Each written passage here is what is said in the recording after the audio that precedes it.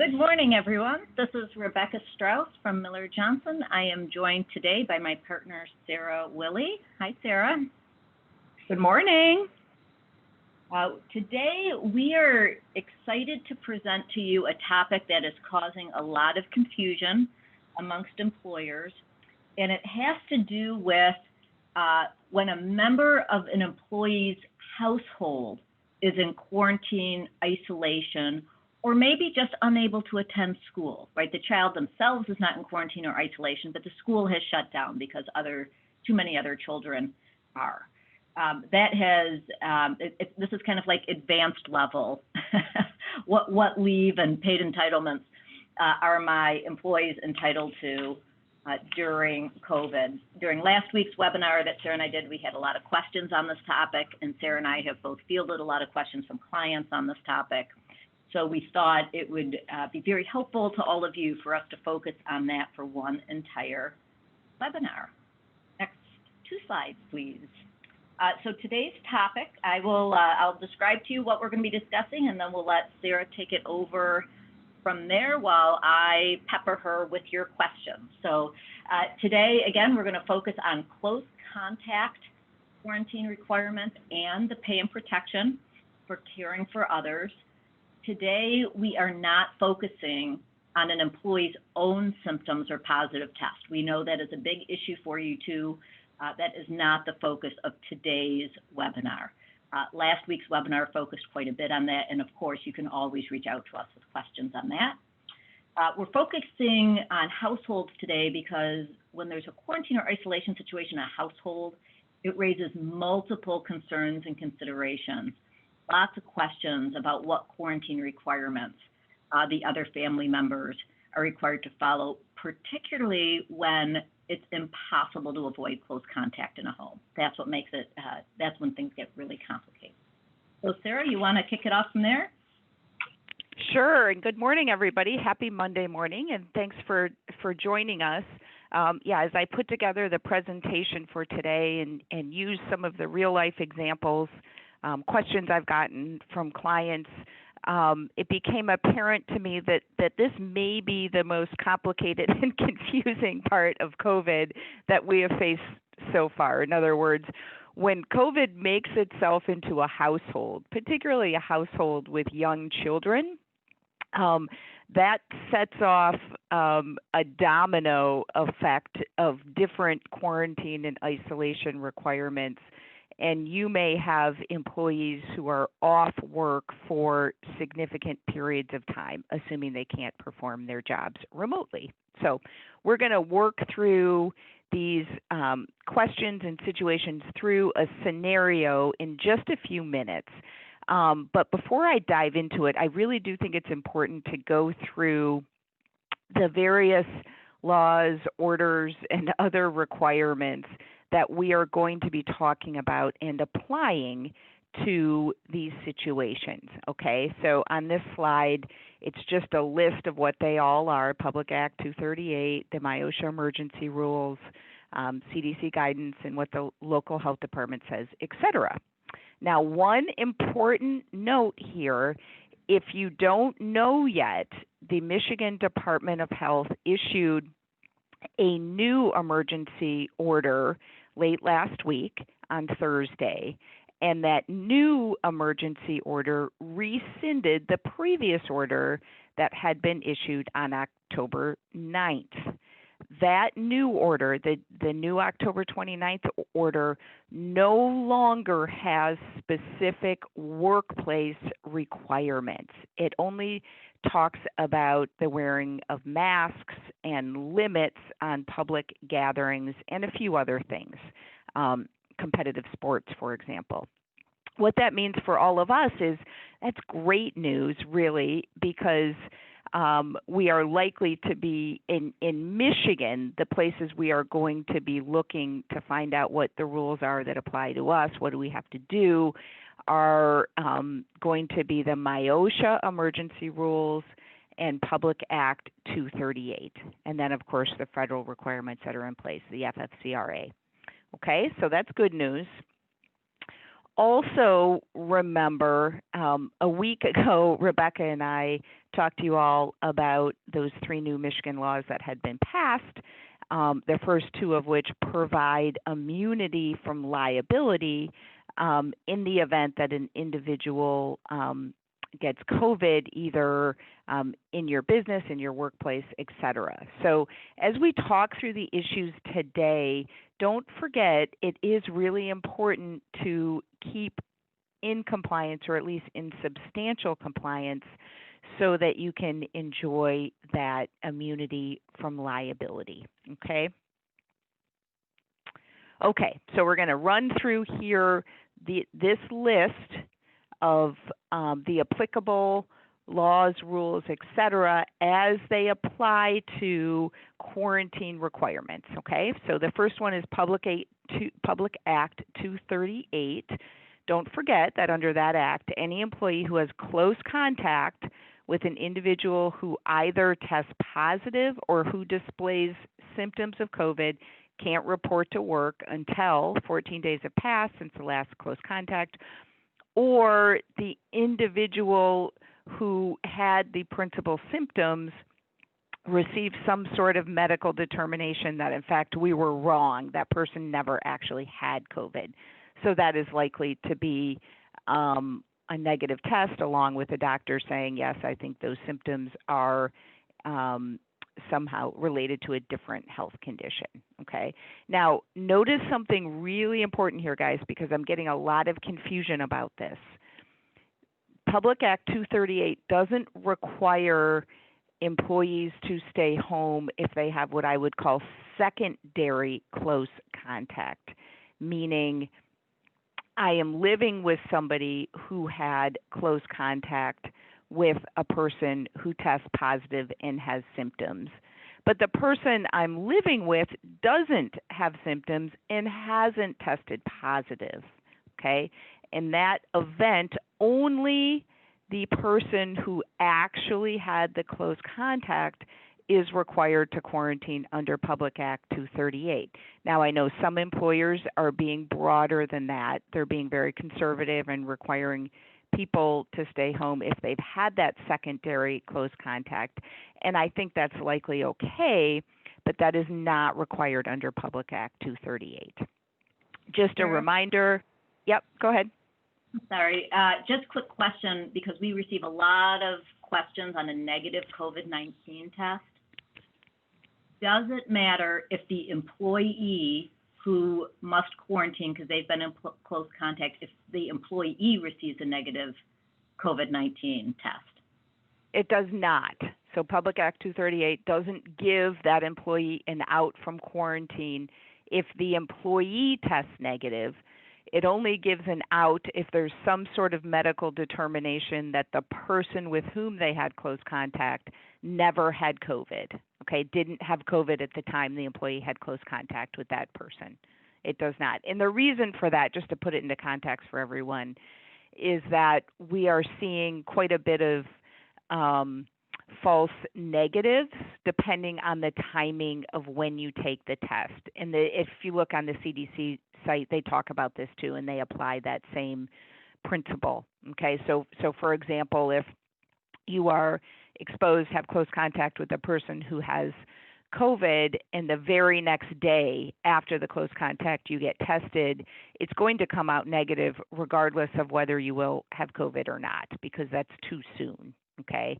And so that is why there's been this sort of rule set that even if you test negative, it doesn't get you out of quarantine. Okay, so just a reminder, Public Act 238 doesn't apply to certain critical employees. They're listed there. And just a reminder, because I'm getting a lot of questions about this too, what if I do this wrong? What does that mean for me? And under Public Act 238, there's actually civil liability, meaning your business can be sued for failing to comply with Public Act 238, likely by the employee who had the right to stay home and have that job protection because they have to quarantine if you did not allow them to do so. Okay, Public Act 238 defines close contact as the definition we're familiar with, within 6 feet for at least 15 minutes before the illness onset or until the person is, or if there's no symptoms prior to the test, all the way up until that person is isolated. Okay, now just a note here, I know that, and you'll hear me talk a minute, the CDC changed their definition to have that 15 minutes be cumulative. That got changed after Public Act 238 was passed by the legislature. Legislation is not very nimble, so the legislature doesn't have, is unlikely to go back and change the law now because the CDC changed its definition of close contact. However, for all practical intents and purposes, both the CDC and all of your local health departments are going to be applying the cumulative 15-minute rule and telling your employees they have to stay home if they believe there's been close contact using that rule. And it would violate the MIOSHA emergency rules to tell an employee they have to return to work when a local health department has told them they are to quarantine. Okay, so that's my long way of saying, really, we are all going to be living under the cumulative rule now from a practical standpoint. Under Public Act 238, the principal symptoms uses the definition in the Michigan Department of Health order. This was also revised on 10/29, and the principal symptoms are listed there. Okay. All right.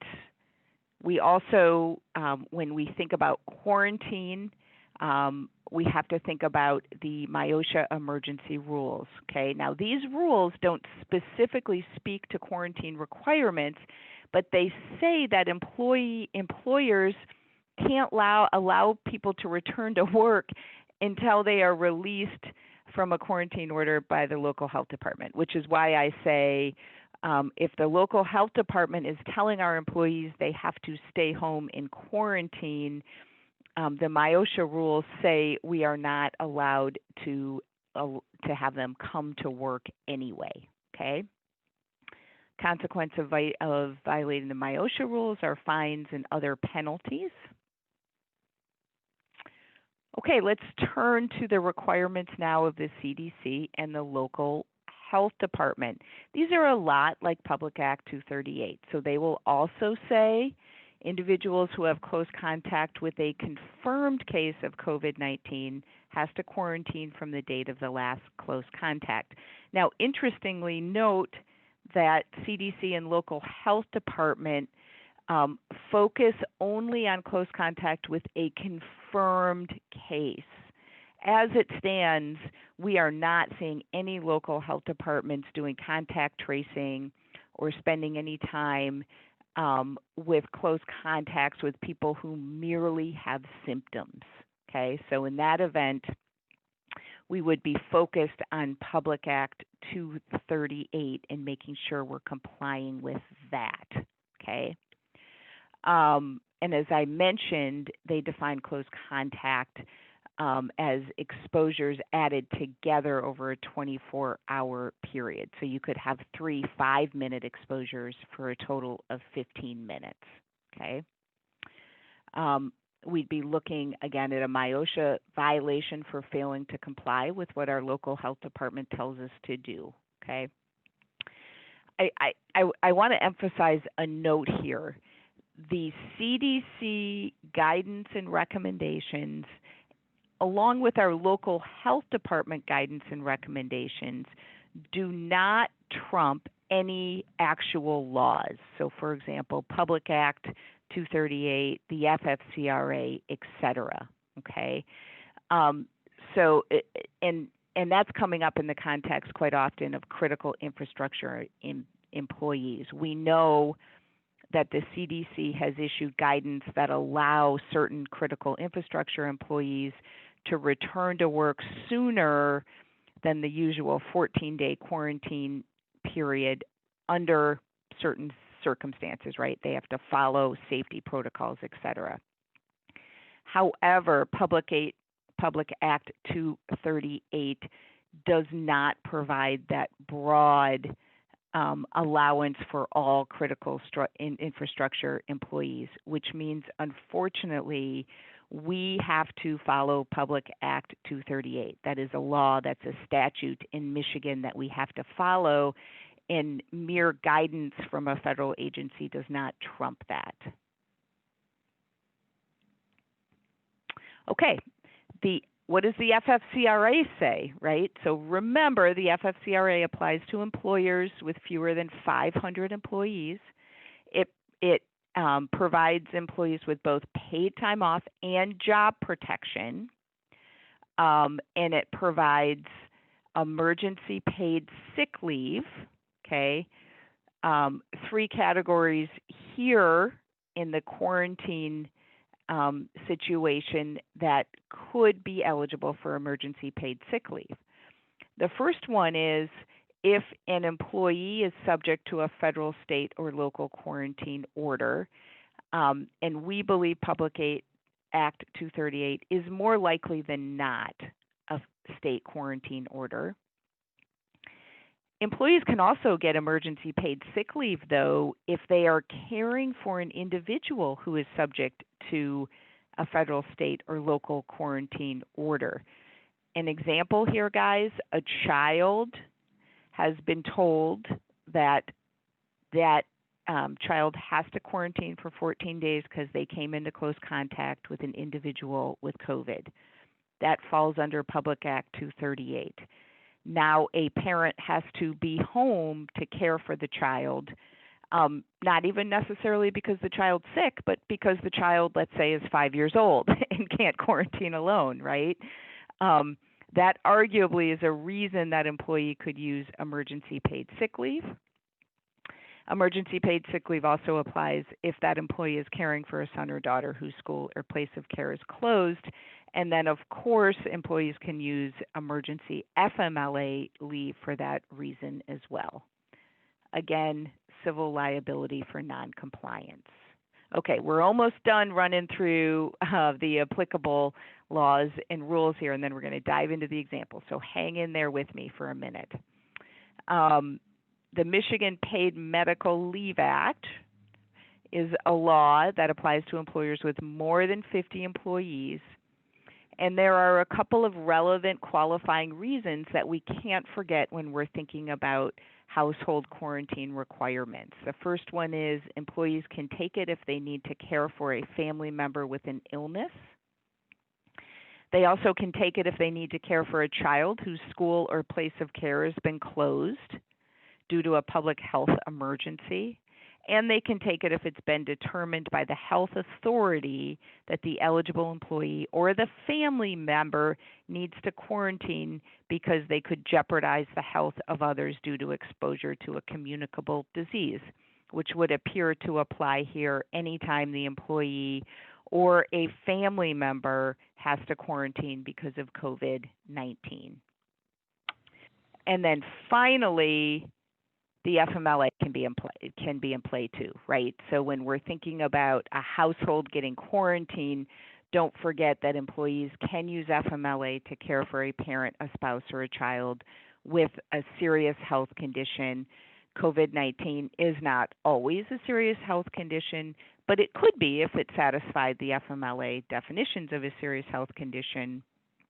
Here it would likely be either because the family member was inpatient in a hospital or fell into the incapacity plus treatment definition under the FMLA. And to fall into that, you got to be incapacitated for more than 3 full calendar days and see a healthcare provider twice or see a healthcare provider once and get a prescription. Okay, so I'm going to pause here. And we'll take a question or two. But before we do that, I want to say this. Know that these slides are available on our website. I know I just ran through a lot of material, a lot of overview. I might suggest later today when they get posted, you could print them off and use it as a resource to look back at as these as you continue to get questions about employee requirements to quarantine, et cetera. Use it as a checklist or a cheat sheet. Okay, before we dive into our scenario, Rebecca, do we have a few questions? We do, Sarah, and thanks so much for that master class on all things related to COVID-19. I was telling Sarah, I feel like we've been through a college course recently on all of these brand new laws and statutes other than the FMLA, which is familiar to us, in the MPMLA. And now it's kind of like exam time, right? Numbers are up in Michigan. We're all faced with employees who are either positive or have had close contact. We're faced with these questions on a weekly basis, and now it's time to put our knowledge to the test. So let me ask you this question, and then I'm going to ask you the specific question that the client asked, Sarah, but then if you could address it more broadly about how we count time off and what employees are entitled to between the MPMLA and the FFCRA or any other PTO time. How do they stack against each other? Do they run concurrently or not? Here is the exact question. Employee spouse is positive and is quarantined. Employee and children are negative. So I assume they have actually tested and tested negative. The daycare of the child states that the child has to stay home for 4 weeks. How is paid leave handled? Is it 80 hours of emergency paid sick leave? Can it come out of PTO, for instance, or is it in addition to PTO? What about MPMLA? Can we force the employee to return to work even though she can work from home? I'm guessing that means for health, she's healthy enough to work from home, but because of her status with the employer, she must be at work. Does that make right. First Yeah. part, So one thing we don't know from this question, which means I'm just going to get to decide what the fact is. So I'm going to assume that this employer is subject to the FFCRA, right? Because that's going to make a difference here. Okay. Yeah. So in this example, the employee would get access to emergency paid sick leave because the employee has to be home. Now, it's not clear to me if the daycare says they have to stay home for 4 weeks because the daycare is closed, or the daycare says they have to stay home because the child had close contact with the spouse. Okay, I'm going to assume it's one of those. If so, Public Act 238 also requires this entire household to quarantine, likely, right? So if we have a spouse that is positive, okay, the employee and the children likely had close contact with that spouse. Their negative test does not change the fact that they are all required to quarantine for 14 days after last contact with the spouse. That means the employee has access to 80 hours of emergency paid sick leave under the FFCRA with job protection. And by the way, with job protection under Public Act 238, et cetera, right? So the question, can we force the employee to return to work? The answer is no. That employee has job protection likely both under Public Act 238 and the FFCRA. And the employee gets 40 hours of emergency paid sick leave under the FFCRA. You would use that first, and then the employee can utilize available paid time off, assuming, and by the way, Michigan Paid Medical Leave Act would likely apply to this situation too. So if they have time in that bank, they would use that after the emergency paid sick leave and then other paid time off. Okay. Okay. So we take, just to reiterate, we take the 80 hours from the FFCRA first. The employee gets to off that, and then we switch over to PTO, MPMLA, or whatever other options you have. Okay. Yep. And I think, my hope in the webinar today is that we are going to answer many questions that people have, and we are going to have a presentation that's going to help you all and provide some guidance as these situations come up. One thing I really have learned is that when COVID enters a household, particularly a household with multiple people and with children, you are probably going to want to talk through, you're probably going to want to talk it through with legal counsel or somebody else because it is very complicated, okay? But we're going to get you set up to at least be able to take that first step and have a framework to work from, okay? Yep, good, thank you. All right. For that. Let's just, we do need to move on because we've got lots of specific scenarios that are going to help demonstrate a lot of the principles that Sarah has already explained to us. Just two real quick questions on coverage. I'll just handle those quickly. MPMLA, how is total employee count applied? Do all 50 employees have to be in one location? The answer is no, right? This is different than the FMLA, okay? 50 employees and you are covered by the MPMLA. If before COVID you didn't pay a lot of attention to that statute, maybe you thought you were not covered, and now you realize you are, please reach out because you will probably have to redo your attendance policies and PTO policies to be compliant. Next question, FFCRA, do you count temp employees? To get to the 500 threshold in FFCRA, you do count employees who are joint employees. In other words, they're jointly employed with you and another employer at the same time. That could be a temp agency.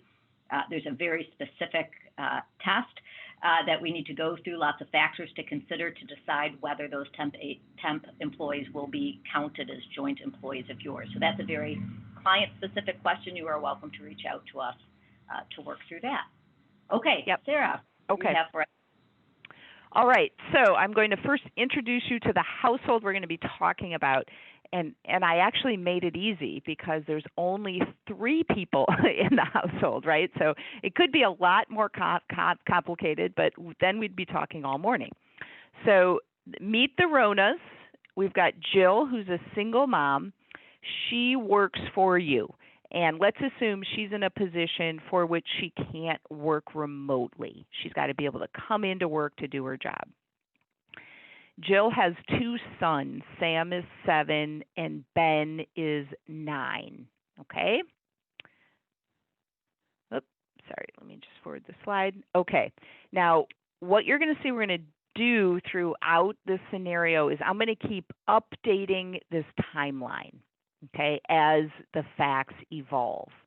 But I'm going to give you just a quick overview first so you've got a framework in your head, okay? So we're going to tell you that as of on today, Jill is going to call you and tell you Ben got exposed at school, okay? Then on Wednesday, Ben's going to get tested. On Friday, we're going to find out Ben's test is positive.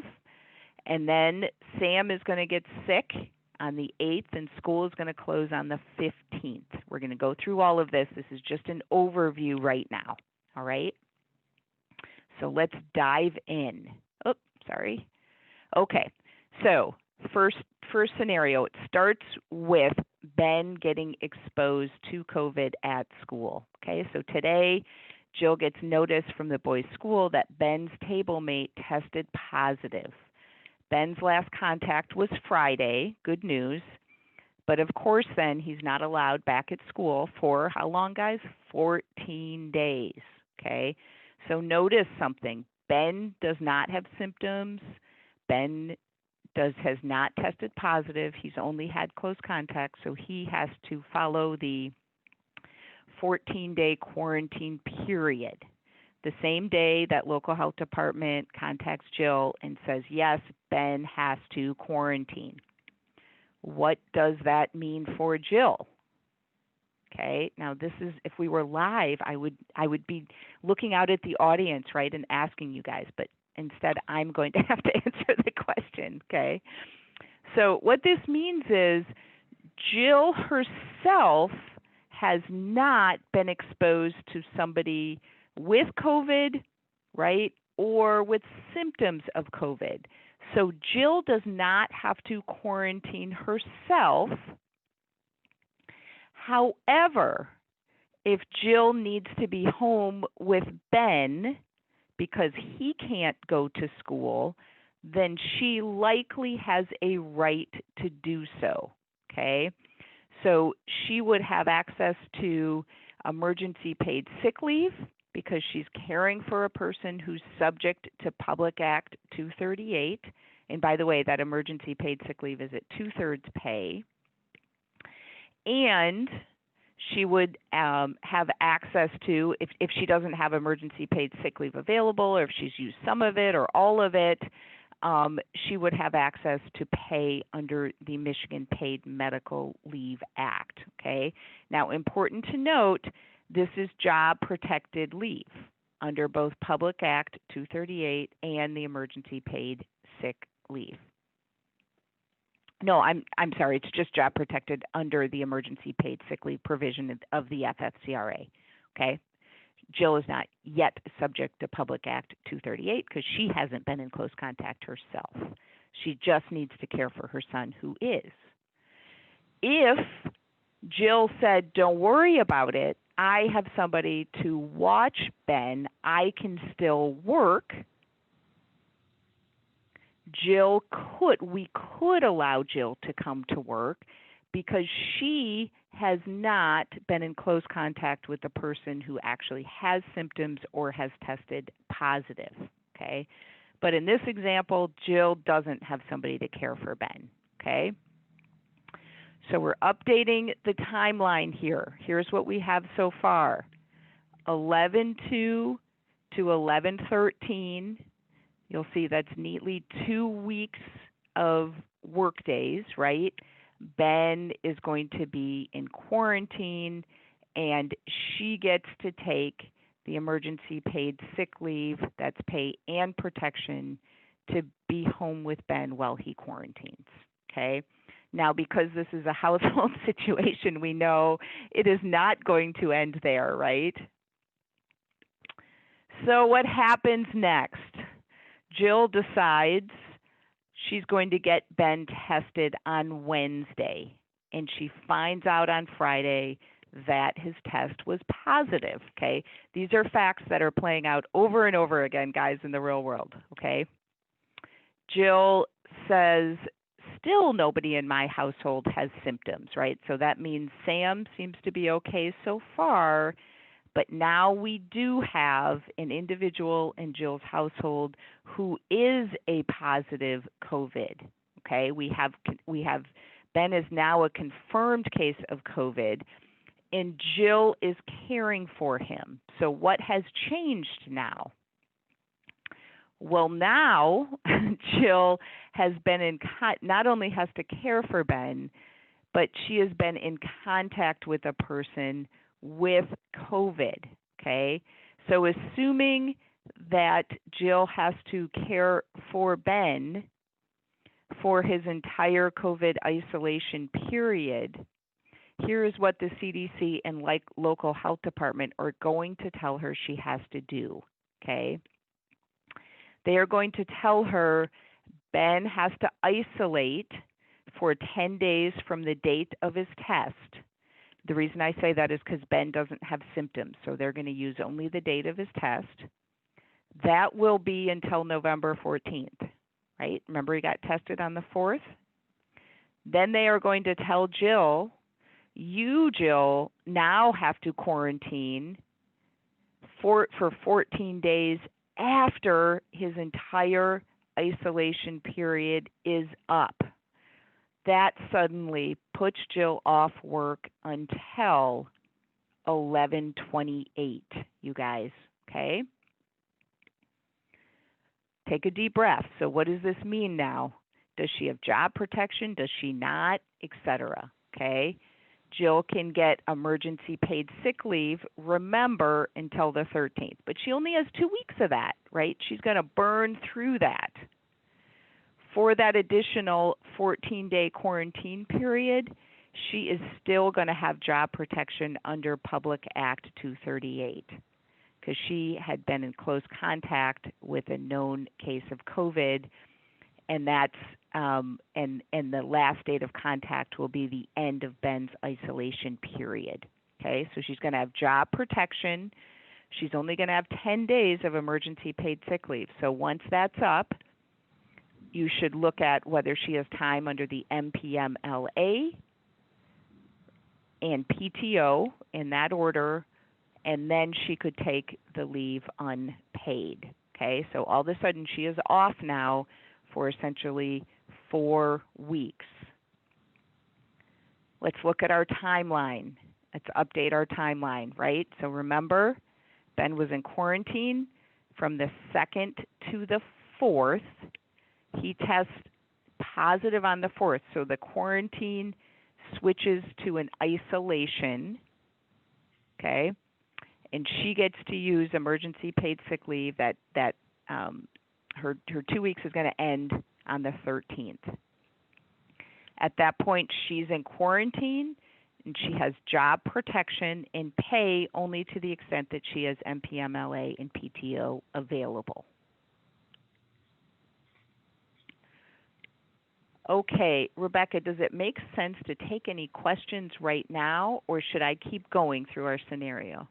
Let's just do 2 quick ones if you don't mind, so we don't get jammed up at the end. Okay, yep. A quick reminder about unemployment. So particularly when Jill is off for a full week period at a time. We are not talking a lot about unemployment benefits here today. Our partner, Marcus Campbell, did a webinar on last Thursday, but and we are focusing on it today because that's not a benefit the employer provides, right? That's a state-provided benefit. But just a reminder to folks that your employees can apply for unemployment for short durations of time, right? Particularly when it's in full week increments. Now, for the next question, can an employer require written proof of a COVID test result or isolation order? Yeah, so that's a good question. I don't see any reason you can't ask for it. I think you're gonna. The problem is, what if they don't provide it to you, and do they not then have the protection under Public Act 238?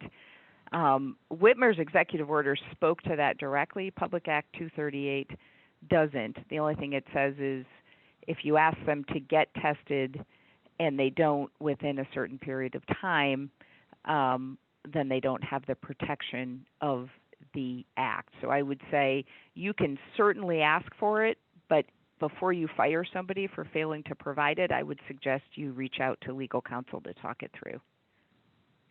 Agree. Okay, one more real quick one, and this one has to do with the difference between what local health departments might be doing compared to requirements of PA 238. So this question is, our local health department has not enforced the 14 days after the 10 days being exposed to someone in the same household. Oh, interesting. It's okay to follow the local health department guideline instead. Right. Well, that's a good question. I will tell you, and I'm not, it's hard to answer that because I'm not entirely sure what the local health department is doing. I'm assuming they're maybe counting the 14-day quarantine. If the local health department is not applying a 14-day quarantine period at all for that close contact, then I would be concerned. And I would be careful there because that would violate both the CDC and Public Act 238.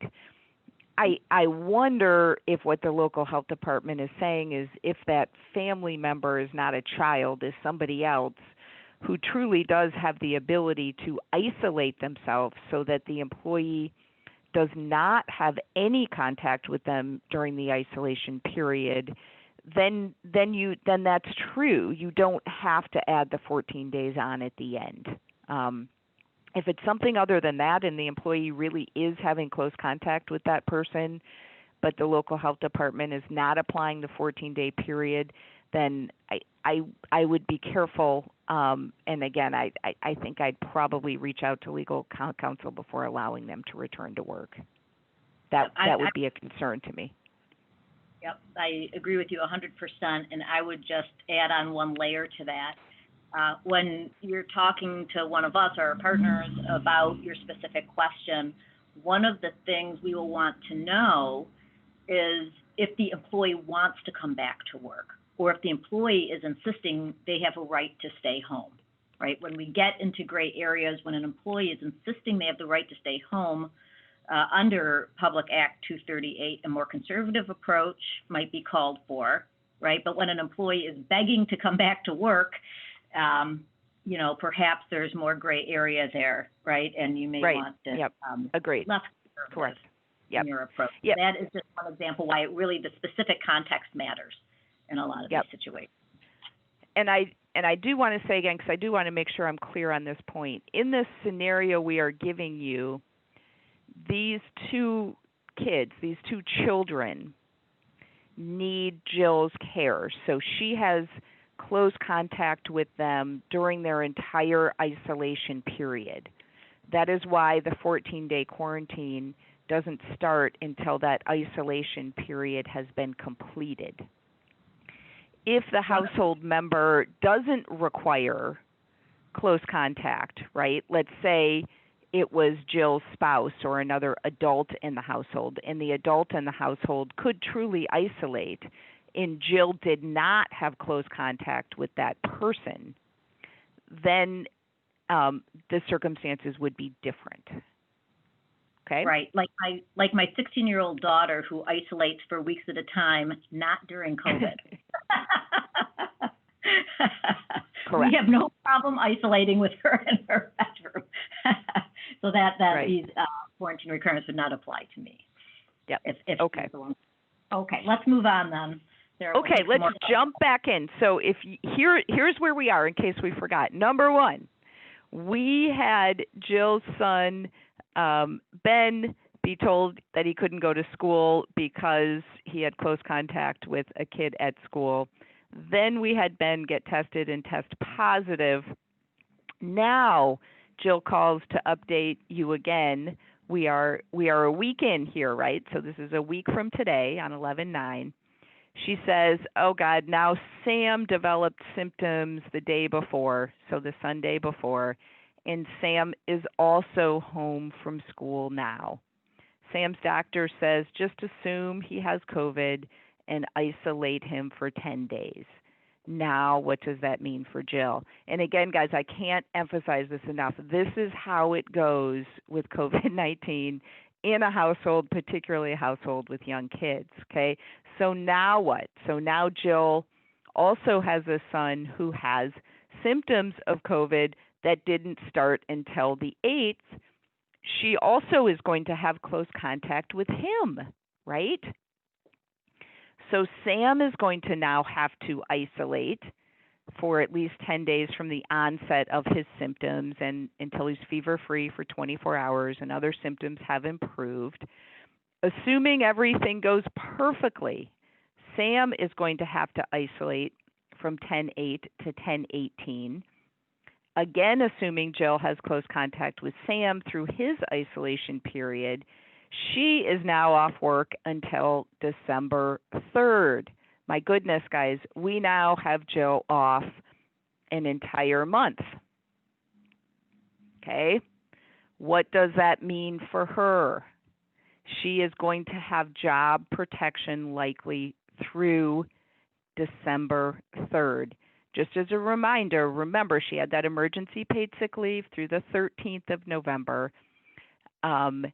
And after that, she uses available MPMLA and any PTO. She has job protection through Public Act 238, right? She's quarantining after close contact with a confirmed case or symptoms of COVID-19.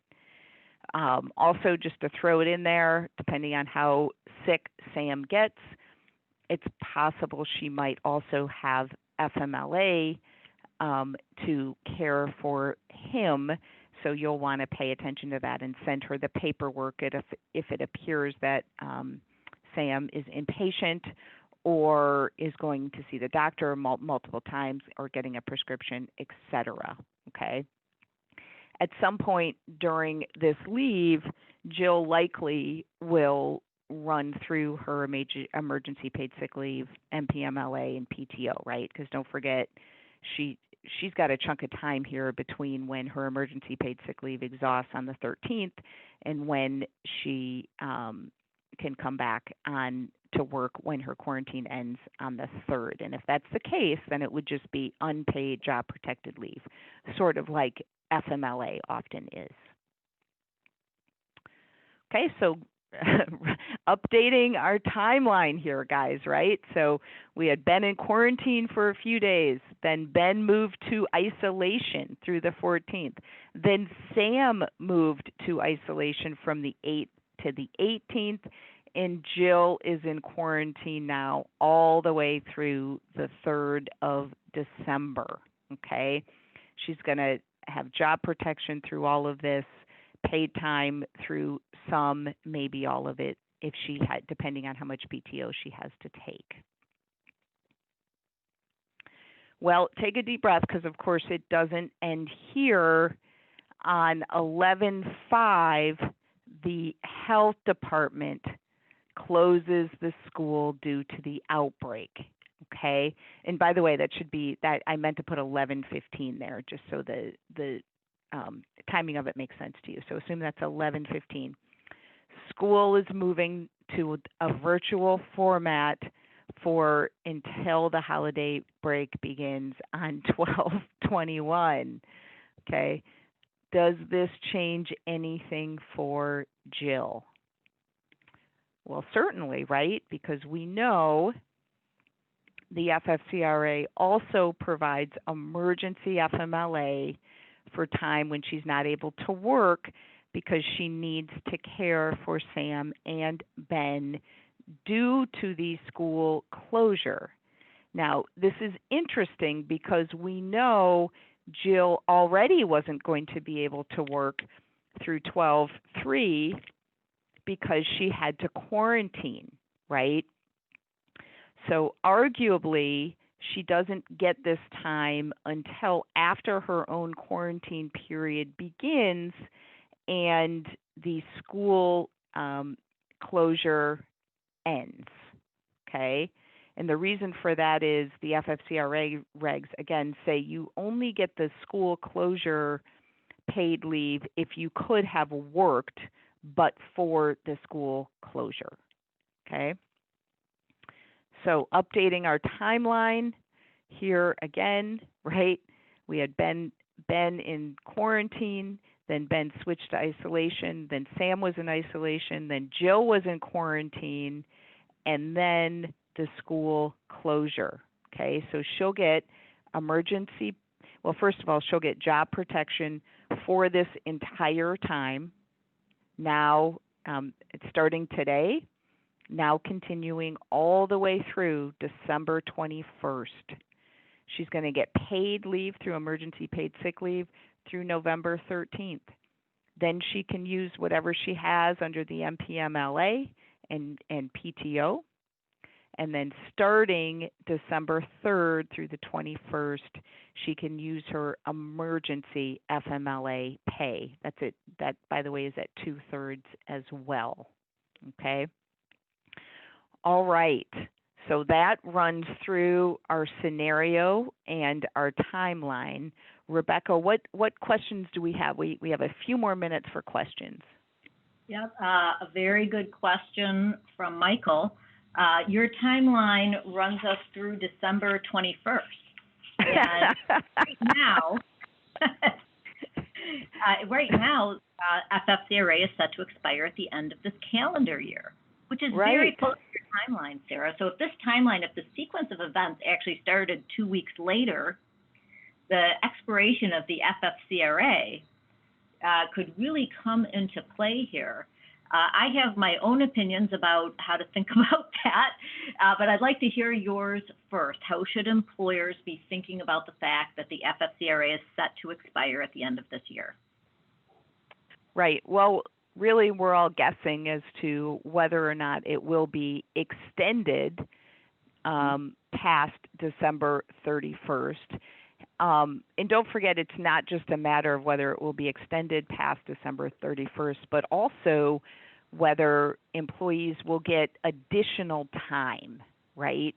I am hearing more and more questions regarding employees who have already used, for example, their 10 days of emergency paid sick leave, right, and are now on their third household encounter with COVID and don't have any left to take. Okay, so this is just Rebecca and I looking into our magic ball. Quite frankly, there is no clear indication of what Congress is going to do and whether they are going to extend it. My guess is that they will extend it.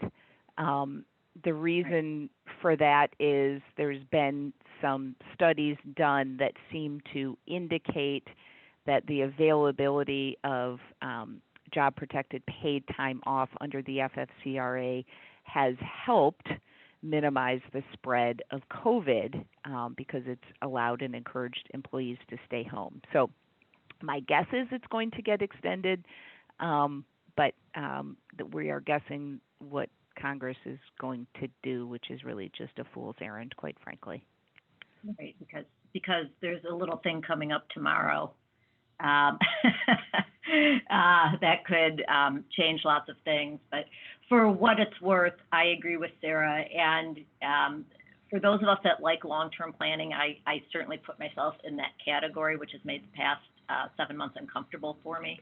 But we have to remember that this is 2 months away, and 2 months in COVID times is like 2 years, right? Kind of like how we count dogs. 2 months is an extraordinary long time during COVID when everything keeps changing. But I agree. If I was a person that bet, I would bet that FFCRA will be extended to at least, at minimum, keep the benefits that are going now, and maybe add, because that's helping bolster the economy too. That income that people are still getting helps the economy. Okay. Right. Thank you for that question, Michael. From Peggy. I think this builds upon a question you already answered, Sarah, but it just takes it one step further. You mentioned that employers can request or require COVID-19 tests. What does an inconclusive test mean, and can we require them to get another test if the first one is inconclusive? So the question about what an inconclusive test means, quite frankly, I'm not sure I'm qualified to answer well. I can only assume it means what it indicates, that for some reason the lab was not able to say whether it was positive or negative, okay? And there could be lots of reasons for that. Yes, absolutely, you can require them to get another test if you get a response back that simply says, we don't know whether it's positive or negative. Got it. Okay, here is one from Heidi. Hi, Heidi. If the school did not close, okay, so we're going to change your hypothetical a little bit, Sarah. If the school did not close and Sam did test positive for COVID, would Ben's isolation be extended due to Sam's positive? Oh, gosh, we'd be in a never-ending loop, wouldn't we? Right. I know Heidi might be realistic for her, right? So would it be extended due to Sam's positive since Ben had already tested positive and completed his isolation? Right. No. Put simply, no. Really, across the board, what we are seeing is health departments doing what I would assume to be the case, which is once you've had it and you've completed your isolation period, you now are out of jail, right? You now can't be put back in isolation because somebody in your household then has it after you. They seem to be applying a practical rule of once you've had a confirmed case and recovered from COVID, you don't have to isolate then when somebody else in your household has symptoms or has a positive test. Okay. So does that apply to quarantine too? You don't have to quarantine after you have already recovered from COVID-19 if you have close contact? Right. If only if you were a confirmed case of COVID, right?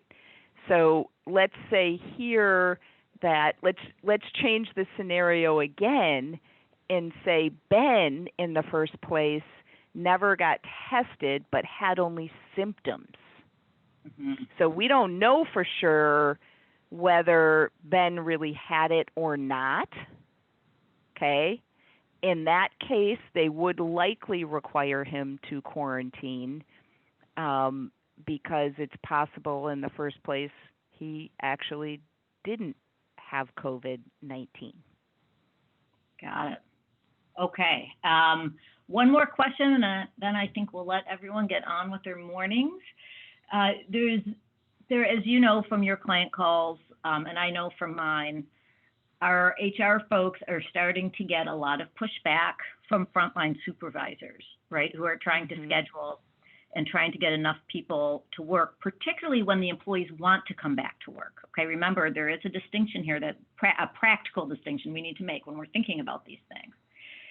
But let's just put ourselves in the shoes of our HR or risk management specialists who are taking our advice and telling the supervisors what the rules are and how long employees can stay out. And as your example showed, sometimes that can be a very long time. Right. What do we tell our supervisors who are pushing back and saying, but Jill really wants to come back to work? And let's just take this example that came up last week. What if Jill has a primary symptom, or her son had a primary symptom of COVID? Remember, there's two categories of symptoms, right? There's the primary, and then the secondary specifically says, if not explained by other medical conditions, right? But the first primary category doesn't have that qualification on it. So let's just take a high fever, for instance. What if there is a high fever and a doctor writes a note that says, you know, so-and-so has this high fever, but it is not COVID related. I promise you, I'm not sending this employee for a COVID test even because I know this is not COVID related. For instance, the doctor treats this employee for sinus infections. I know for a fact this is related to a sinus infection, right? How does that impact any of the analysis under PA 238? Right. And had the employee been tested or not? No, because the doctor said, I know it's a sinus infection, so I'm not going to have you tested. Right. Okay. Yeah, I mean, there's both a legal answer and a practical answer, and the legal answer is Public Act 238 doesn't give you a perfect, easy way out because the way they define primary symptoms, fever is not defined as something that an employee can nonetheless come to work if it's attributable to a different condition, right? But I would say from a practical standpoint, I think there are a number of different ways, of different approaches you could take with different levels of risk. It's not something we can probably give firm advice on to a large group like this because everybody's the facts and risk tolerance are going to depend by business for sure. Right. But the law itself does not give us a clear-cut, easy black and white out. Correct. It says if accompanied by a doctor's note, the employee can come back. Correct. Okay. I would say call your lawyer and have a privileged conversation about different approaches and options you could take. Yes, I agree. Okay, well, we hope this was helpful for all of you, maybe confusing for some of you, because there's just a lot of different laws, statutes, CDC guidance out there that's all fairly new and all has to work together when answering a specific question. But we hope this was helpful. We wish you well in tackling these issues this coming week and thereafter. And if we can help you further, don't hesitate to reach out. Correct. Yep. And just to reiterate, the presentation will be up And I think the slides can be helpful as a resource as well. Give Rebecca and I a call when you've got an employee with a household of COVID.